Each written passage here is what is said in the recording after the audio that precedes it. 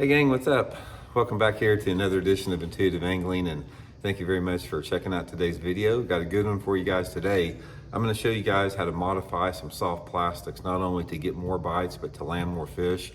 These are some modifications that you can do with a pair of scissors. I've done this forever. I do them on all my soft plastics like this. So I'm going to show you guys how to do it. It's pretty easy once you learn how to do it, and I think it's going to be something you'll adopt into your repertoire of fishing there. But anyway, guys, just dragging a little bit this morning. We got back from our vacation in Gulf Shores late last night, back in the tackle room doing the videos here. So it's good to be back. And before we get started, I just want to remind you guys about our Fish in the Moment, our virtual lessons we're offering. You guys can book a one-on-one lesson with me to go over anything you want to in fishing, any lake, anything you want to talk about.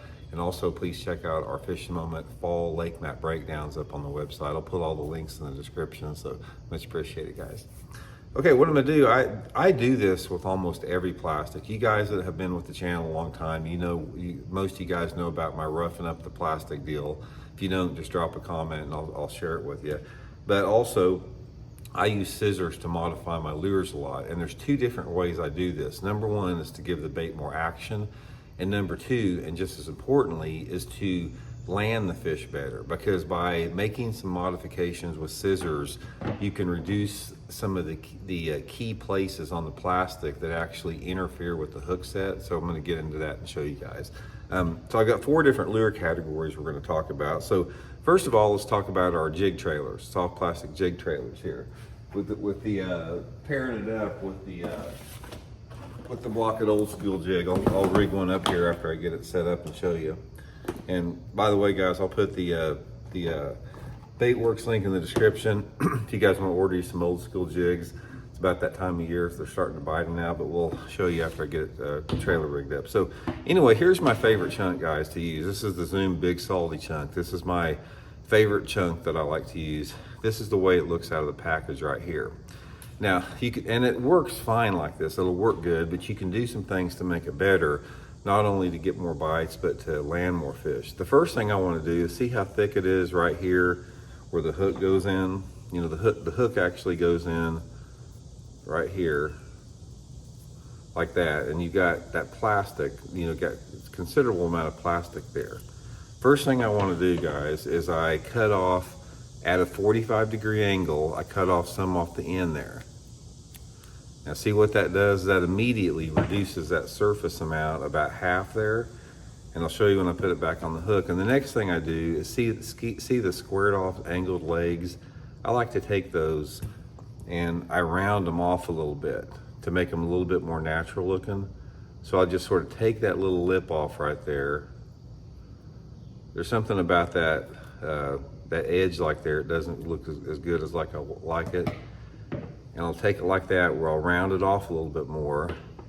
And then there's something about this little part right here. I don't really like the way that looks, so I usually take that part off and make it like this.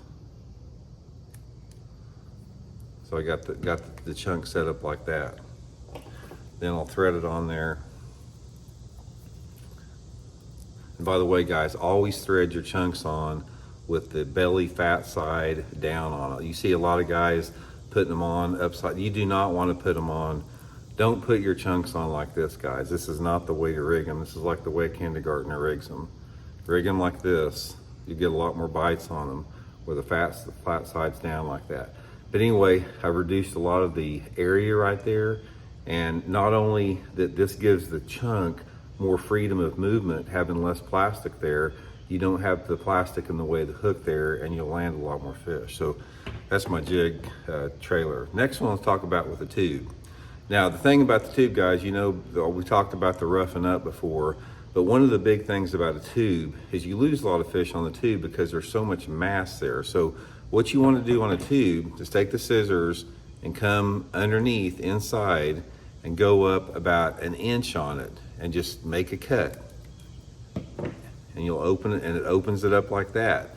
Now what you want to do, guys, is with this right here, this particular area right here, is you can come in with your hook right here, and your hook does not have to go through the solid amount of plastic there. So what I like to do is just come in the slot right there, slot leaves it open, and it's going to really increase the amount of hookups that you get tremendously. It doesn't really do much to the action, but just the fact of you open that up like there, you don't have all that plastic for the hook to penetrate. I learned the hard way on that one, guys. I missed winning the Alabama Top 150 tournament in 2003 to Denny Brower by 1 ounce. I got second, and I lost 2 5-pounders the last day of the tournament before I started using this technique here. So I did learn the hard way. Next one, guys, is the Zoom Brush Hog. This is one of my favorite creature baits for pitching and flipping. Caught tons of fish on it. This is a really good bait to modify here. First thing I do is I like to free up the legs a little bit here. So I'll take the scissors and I'll free those legs up. They don't really have a lot of action, but they got more action they do if you leave them affixed like that. A lot of people leave them affixed on there for whatever reason. I like to loosen them up. But the next thing I do, and the next little trick I was showed to by this old dude, about an 85-year-old guy down at Grand Lake, showed me this about 25 years ago, is take the leg, the flappers on the side, is cut you about 3 or 4 slits in the flappers here. So I'll show you with got them like that.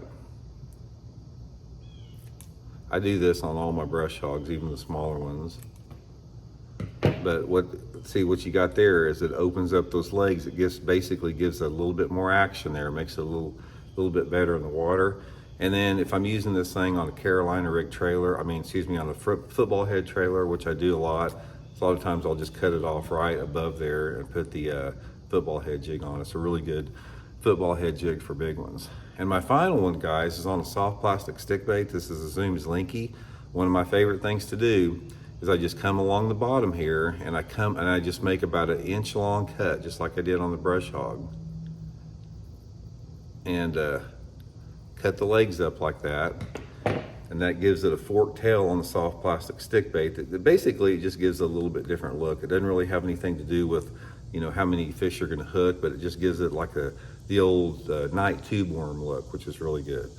So anyway, guys, that's just a few modifications. I do that with scissors on all 4 of those baits that I just showed you, and I tweak them around a little bit more. I'll do some cuts on big swim baits occasionally, but I think if you use a scissor trick like that, like I showed you there, may get you a few more bites for action, which is good, but really what it's gonna help you do is gonna help you land a lot more fish that you normally wouldn't land to get those bulky pieces of plastic out of the way. So hope it helps out, guys. We'll talk later.